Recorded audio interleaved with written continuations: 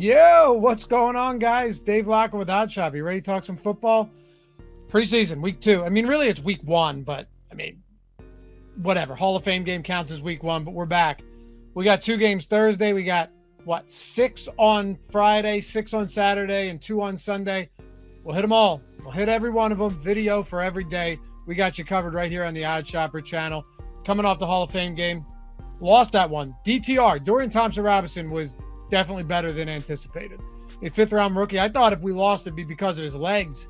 It wasn't. It was gunning. Granted, he's going up against guys that'll never see an NFL snap, but they got it done. We had a shot late, too. Jets were driving with Strevler late in that game. Got a PI call as well. We just couldn't close it out, but that's all right. We got a lot of games to go here. And in this video, for Thursday's slate, we're talking Houston Texans, New England Patriots, getting into a little Minnesota and Seattle action as well. So let's get into it. And as you guys know, as always, take this advice or don't take it. Follow or fade, tail or fade. My feelings aren't going to be hurt. Let me know your favorite plays in the comments below. But more than anything, I'm giving you as much information as I can dig up, whether it's on Twitter, whether I'm looking anywhere online just to find the best info that we can find for these games every single week. And then I'll draw conclusions. You can make your own. But more than anything, let's sit back, get some good info here, talk a little preseason football, and celebrate the fact that it's finally back in our lives. So hit that thumbs up, subscribe to the channel, and follow me at Lofty_D on Twitter. My DMs are open. Hit me up if you want to say hello, whatever it may be. I'll be over there. All right, let's start it off. Houston is a 3.5-point road favorite at Foxborough, 38.5-point total between the Texans and the Patriots. Now, this is DeMeco Ryans' first action as an NFL head coach. And that means that we don't have anything to go off of when it comes to history here from a preseason standpoint. Granted, that kind of stuff is all sloppy because they moved to 3 preseason games from 4 a couple years back. We had no preseason in 2020 either. But he did name C.J. Stroud the starter. We know that. He also said that Davis Mills is going to play. He also said this. You guys know, and I think you appreciate some of this double speak and tight-lipped nonsense that comes out. Remember Mike McDaniel last year just saying things that actually didn't make sense even in the English language when it came to what he was going to do? Well, we got a good one for DeMeco Ryans. He goes, you guys will see some guys play in this game. That's not to say you will see a lot of guys play in this game. We know what that means, but a lot of times they just say things that are better off left unsaid. Take that for what it's worth. Probably nothing. The line moved to Houston -3.5, though. Stroud was announced the starter, and you know how that works in the preseason. To me, it kind of seems like a lot, especially being that, he's a second overall pick, but he's also a rookie. We'll get to that in a second. I'm not saying that Bill Belichick is ever going to give us valuable information either. It's DeMeco Ryans doesn't tell us much. At least we have starters. Belichick hasn't even given us the starters yet. You're not going to get it in the regular season from him either. But he did say that the guys with the least amount of experience will see the most snaps. Again, week 1 of the preseason, that's usually what we expect from any coach, from any team. You go back to Stroud, though. You're talking no experience or little experience for a lot of these Patriots players.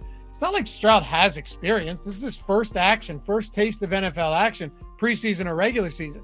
2nd overall pick, sure, but he's still a rookie. He's still on the Houston Texans, and he's not going to be going up against the very back end of this Patriots roster either, at least not, if he plays the first half of this game. Belichick, on the other hand, he's 22-15 over his last 10 years in the preseason straight up. He went 1-2 last year. I get that. But he went 2-1 against the spread. He's 9-2 straight up over his last 3 preseasons leading up to 2022.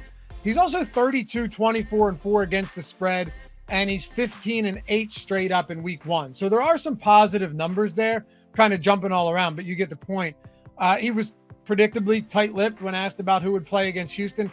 Wouldn't say if it was going to be Mac Jones seeing the field or not. It is weird, though. We've seen some chatter. I think a lot of this is just media hype, though. Some chatter about, is there a quarterback battle between Mac Jones and Bailey Zappi? I lean towards the no here. Last year, Bailey Zappi played 3+ quarters in week 1 of the preseason. I think he had 33 dropbacks or 33 attempts to 8 attempts from whoever played behind him. So again, I would anticipate Bailey Zappi getting a lot of work in this game. And then behind him, you have third and fourth on the depth chart, Trace McSorley and Malik Cunningham. He's an interesting guy because he's the highest paid undrafted free agent ever. I think 200,000 guaranteed as a quarterback.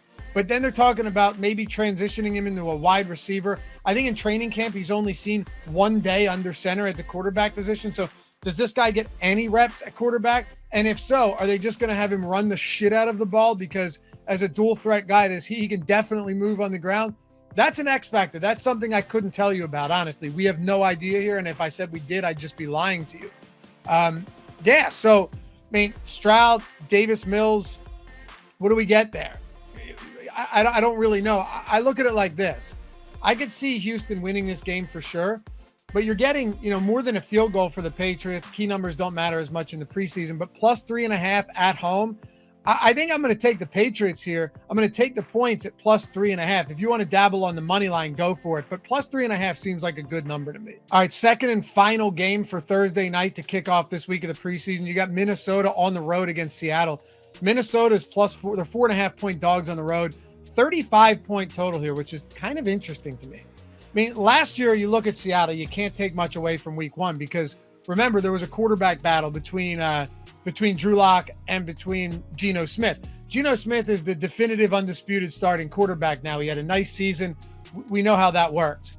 I think more likely than not, if Smith plays at all, he's not going to see much action. But really, I don't see him getting any snaps in this game. I don't expect him to play whatsoever. What I envision, what I see happening is a good amount of Drew Lock, followed by some cleanup duty from Holton Allers, who, by the way, he's an actual descendant of Viking, not Viking player, but actual Viking, Ragnar Lothbrok.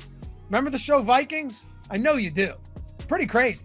He's also an undrafted rookie, so take that for what it's worth. But yeah, it's cool. First NFL action comes against the Vikings, and he's a descendant of one of the most historically relevant Vikings out there. Good chance, though, that after this game, all of his ancestors are going to be looking down on him from Valhalla. That's what it is, right? Down on him from Valhalla in disgust. I don't know, though. I mean, he's an undrafted rookie. They're only carrying 3 quarterbacks on the roster, so who the hell knows? But for Minnesota, there's no reason to expect Kevin O'Connell to play most of his starters outside of Jordan Addison, who he said is going to get some reps. Probably not a lot, which leaves us with Nick Mullins and 5th-round rookie Jaron Hall.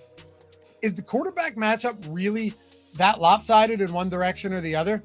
I mean, yes, Carroll is a solid 26-19-1 against the spread in the preseason, but you look over the past few years, it's not like he's just been a dominant preseason performer whatsoever. Last year, he was 1-2. Years before, he was 0-3 last year. He was 1-2 the year before that, 3-1 the year before that, then 0-4 in 2018. What do you really take away from that? I try and give you guys as much insight and contextualize as much as I can. But when it comes to Pete Carroll over the last 4 preseason years since 2020 was canceled, there's not that much to go off of. And then O'Connell's 0-3 in 3 preseason games, rookie head coach last year, 0-3 against the spread as well. But then you go, okay, well, Carroll was 0-3 last season, 0-3 against the spread. Seahawks got smoked in all 3 of those games, all of which they allowed a ton of points. They allowed 27 plus points in all 3 of those games. And if you watched these videos last year, if you were betting the preseason, if we were hanging out, you remember they couldn't tackle for shit in all preseason long. It was an issue. They fixed it in the regular season, but it was a problem. And then, in 3 preseason games as a head coach, McConnell's Vikings lost by 10, 10, and 6 last year. I kind of like the over in this game. It's sitting at 35 on BetMGM and PointsBet. It's at 36.5 in other spots. This is why I always stress, if you're not getting money on as many sports books as possible, and it doesn't have to be a lot of money, get money down. If you have all of your bankroll in one spot, you're missing out on good lines everywhere, and you're just going to shoot yourself in the foot unknowingly every single time. I drop links in the description. It's one link. You click on it. It has all of my top sports books and other sports book promos, all the best promos out there right now. like DraftKings is bet 5, get 150. BetMGM is where I would recommend on this one, just given that you're getting a much better line if you want to hit the over. But if you wanted to go under 30, if you wanted to take the under, don't go under 35. Don't go under the 35.5 that's on DraftKings and FanDuel right now. Go under the 36.5 that is out there on a bunch of books. So it's more so like which spot do you like the most? Make sure to always get the best line. Like I said, link in the description and in the pinned comment. Take advantage of it. Sign up wherever you can and get in on those promos, because the best money out there is the free kind, and they're giving you free money to sign up there. Going into the NFL season, don't make the mistake that so many people do and be like, no, I'm fine on just FanDuel, or I'm fine on just Caesars. No, spread it around, get the best odds everywhere, especially in the preseason where you see some crazy differences in totals and spreads. But anyway, back to the video. Drew Lock and Nick Mullins. Am I wrong to say that these guys are pretty similar? I mean, they both attempted around 700 career passes in the regular season. They've both been legitimate starters in the sense that they've started almost full seasons, one for San Francisco, one for the Denver, albeit not great ones. And I think they each probably get a half of football, because both of these teams are only carrying 3 quarterbacks on the roster, and 2 of them are undrafted rookies. Hitting the first half total on DraftKings kind of makes sense too. 17.5. If we think we're going to get a half out of Mullins and out of Drew Lock, I don't hate that. I wish we didn't have the hook on 17, but I still think we could see some scoring early on.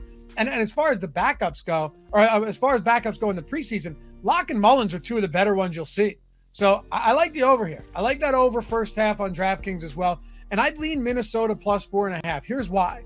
Not a strong feel for this one, but, and I know Carroll over his career has a strong record against the spread in the preseason overall, but he hasn't been great lately at all, especially last year. And if we're breaking it down, I see Lock and Mullins as pretty even.